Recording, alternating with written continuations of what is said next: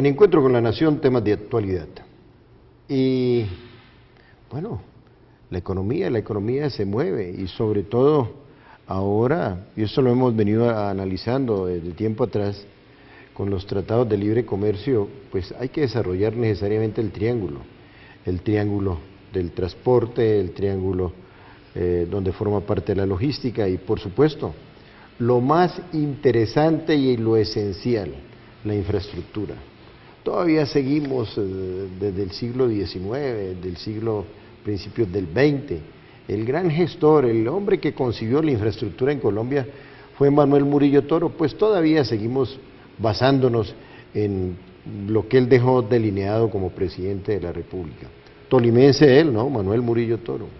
Otro tema importantísimo, las cámaras de comercio. Hoy, y yo voy a colocar solamente un ejemplo, en el departamento del Tolima, vecino aquí de la capital de la República, sobre todo por el lado de la localidad 20 del Sumapaz, pues lo que mueve, el referente más importante del departamento son las cámaras de comercio. Yo solamente menciono la Cámara de Comercio del Sur y Oriente del Tolima, con sede en el Espinal, y por supuesto la más antigua del país, la Cámara de Comercio de Honda, hoy muy, pero muy bien manejadas. Y cuando uno habla de los referentes de un departamento y los símbolos del desarrollo, pues en el caso del Tolima hay que mencionar la Caja de Compensación, Confatolima, muy bien dirigida, gente que quiere el departamento, quiere sus instituciones. Pues bien, hoy tenemos como invitado un economista, economista de la Universidad del Rosario, se trata de Gonzalo Echeverry Garzón. Esos programas que hoy existen en la radio, donde la gente opina, precisamente los iniciamos con Gonzalo hace unos años 85, 86, 87, teníamos un excelente panel de analistas, un programa que se llamaba Sala de Redacción, de 9 a 10 y media de la noche, participaban Rodrigo Lloreda Caicedo, Carlos Holguín Sardi, Manuel Cepeda, para que no van a pensar que esto era un programa conservador, no, estaba Manuel Cepeda, estaba Gonzalo Echeverry Espinosa, Antonio Espinosa, ¿no? Antonio Espinosa García. Antonio Espinosa, que falleció, y también Fernando San Clemente. Era un programa que iba todos los días, reitero, de 9 a 10 y media de la noche. Programa de opinión. Hoy, pues, es el formato que se impone en la radio colombiana. Doctor Gonzalo Echeverry, oiga, hablemos de las cámaras de comercio, que me encantan. El papel que juegan las cámaras de comercio hoy en el país y sobre todo, están ustedes, digo están ustedes porque usted es una persona muy representativa en la Cámara de Comercio de Bogotá, apoyado por el sector transporte. ¿Por qué no analizamos cuál es la importancia de las cámaras de comercio hoy en el país? Gracias, Gerney. Esa referencia histórica que usted hizo me parece muy interesante.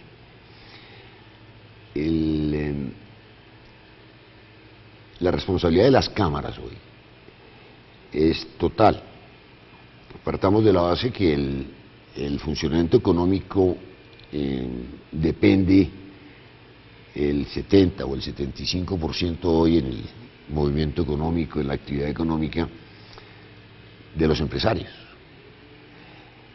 Y en la medida en que los empresarios tengan un escenario estable de trabajo, con una regulación adecuada y con los estudios, las asesorías, las asistencias requeridas de parte de las instituciones del Estado o las privadas, porque las cámaras de comercio son privadas, es que tenemos la responsabilidad del manejo del registro público y eso hace que tengamos una responsabilidad pública, tanto por la parte de regulación como por la parte de los recursos que esa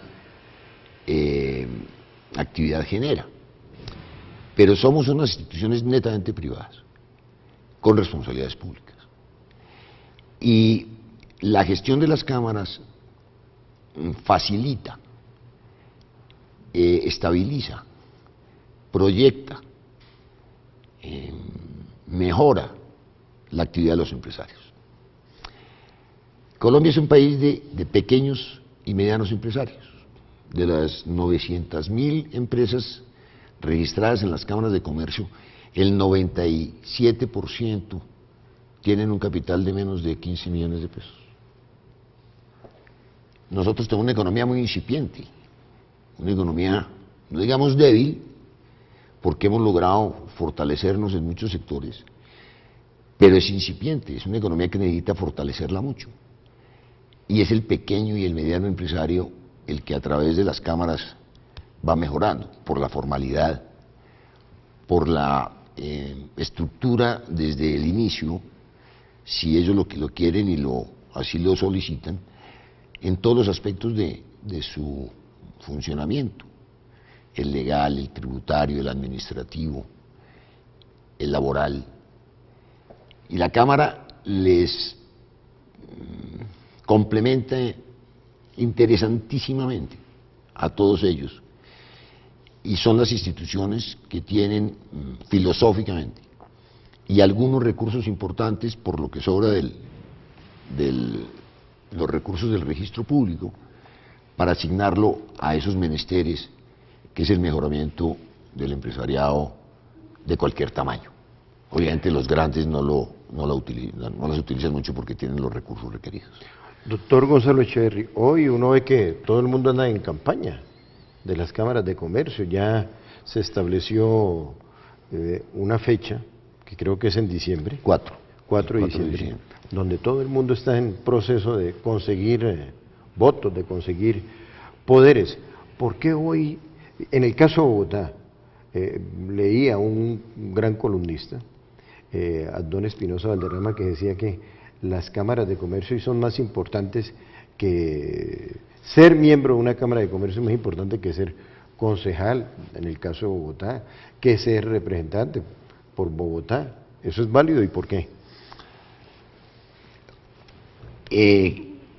Yo creo que sí hay una enorme responsabilidad. Se notan mucho las cosas que hacen las cámaras de comercio.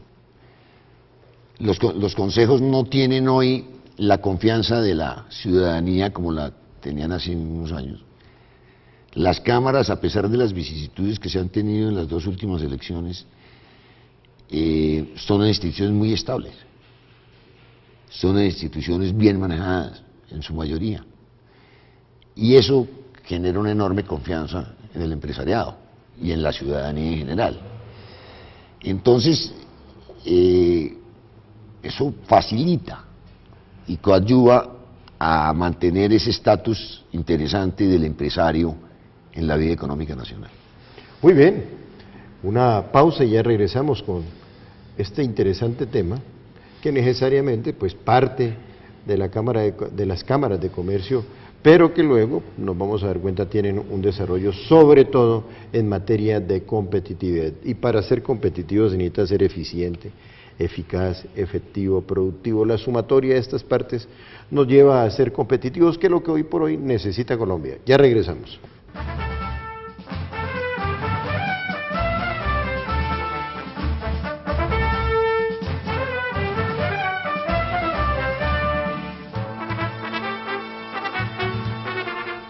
Bueno, y Gonzalo Echeverry no solamente es un hombre de academia, un hombre que analiza la realidad nacional desde el punto de vista socioeconómico, sino que es un hombre muy metido en este aspecto de la competitividad.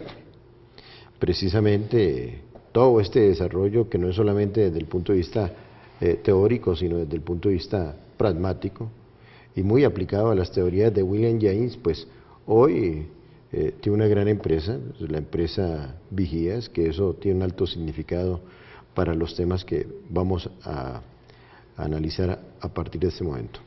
En materia de competitividad, mire, Colombia, nosotros hemos afirmado aquí que como Colombia lo tiene todo, no hacemos nada, y es increíble que estemos en un retraso total.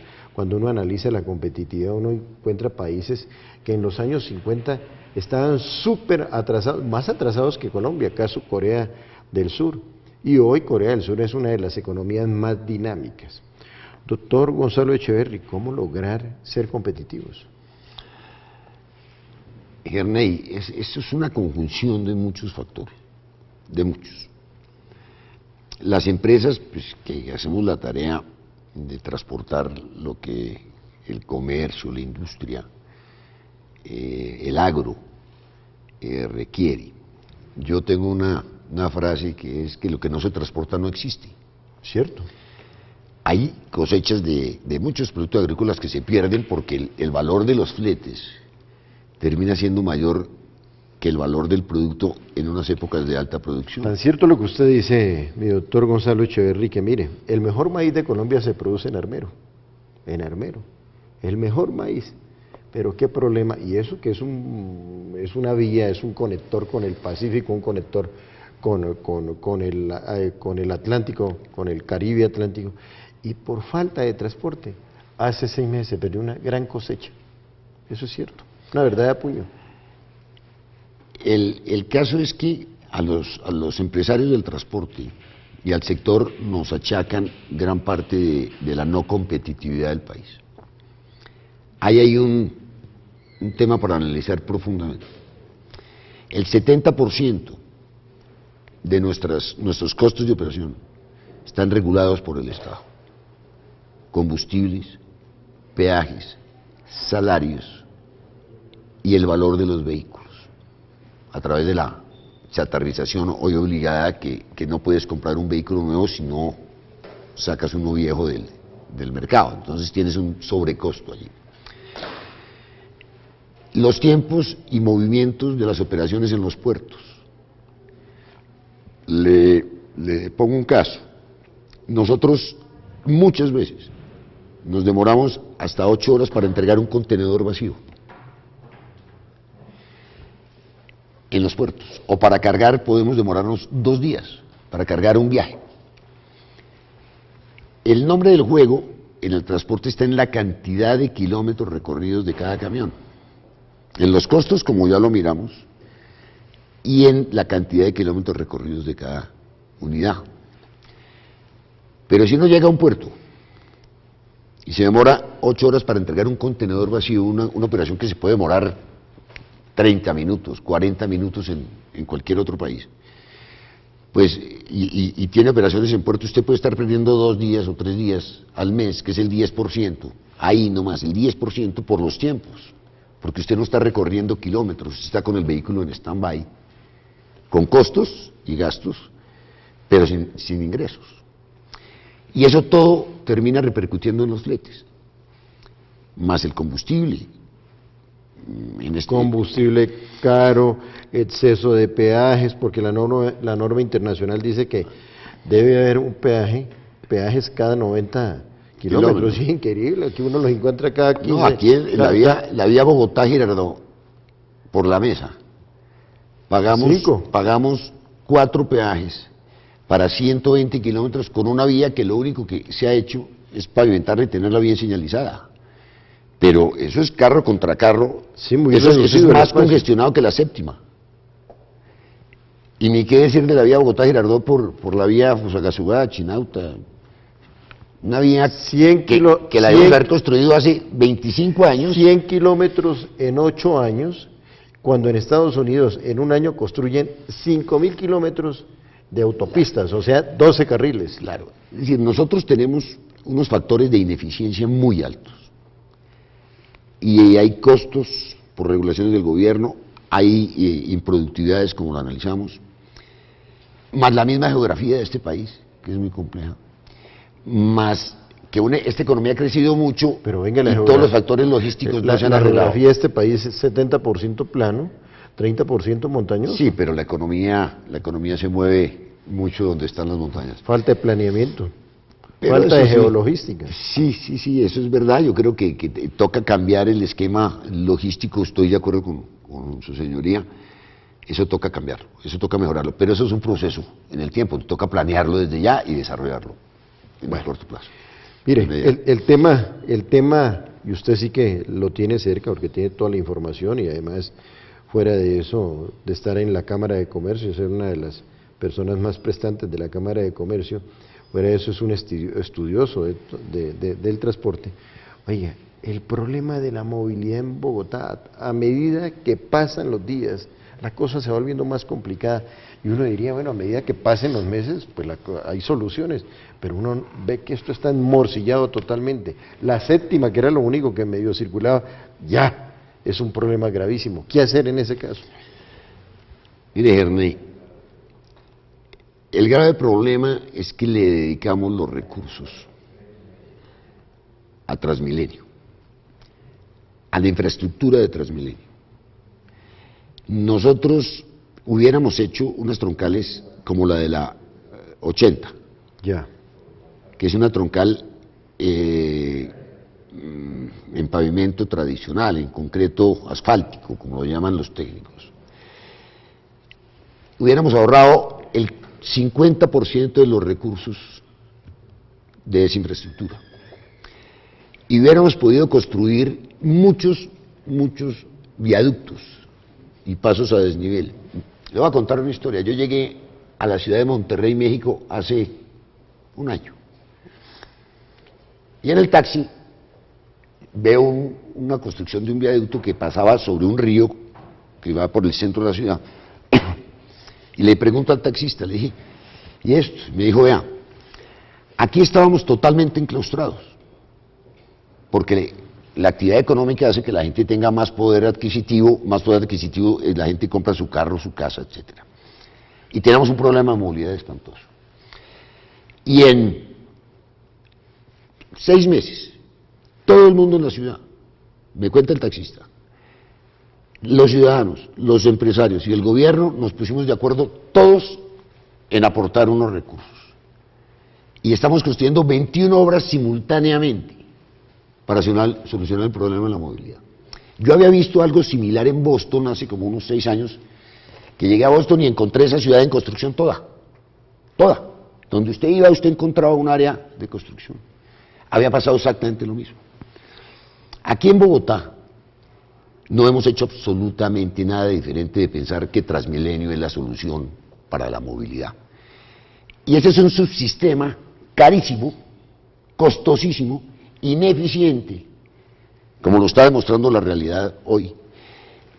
Que esos recursos lo hubiéramos aplicado a la construcción de una infraestructura pronta.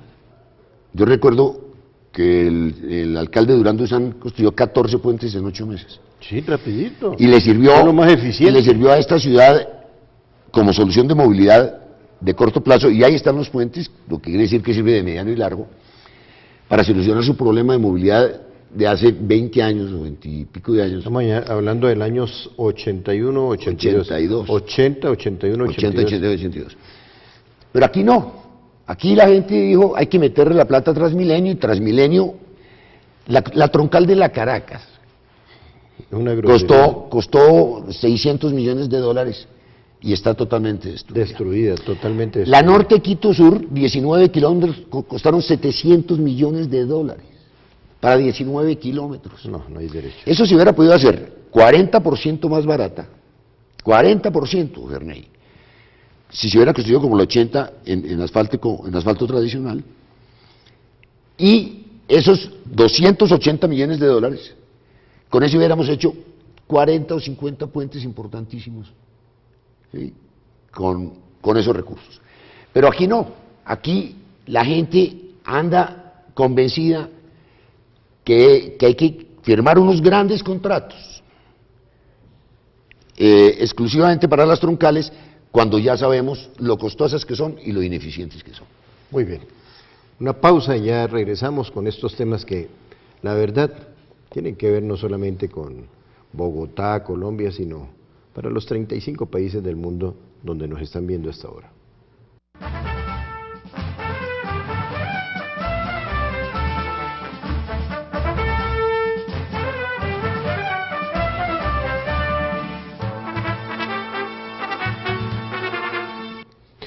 Bueno, don Gonzalo Echeverry, oiga, me queda una duda.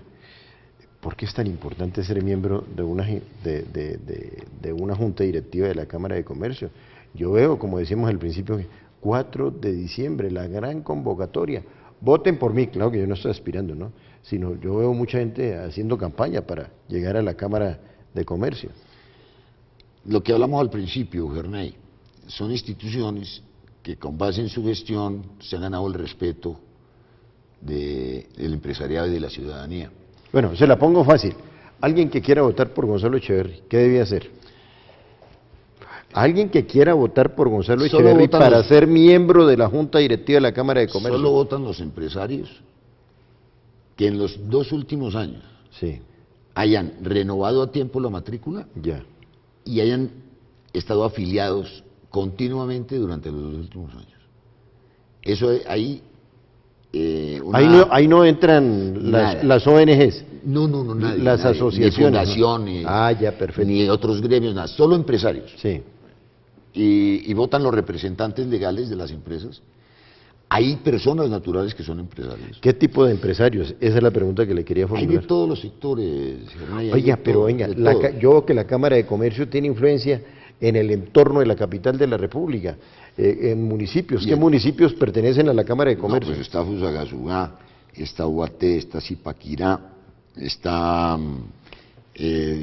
Chía, Ya, está Cota, ¿sí?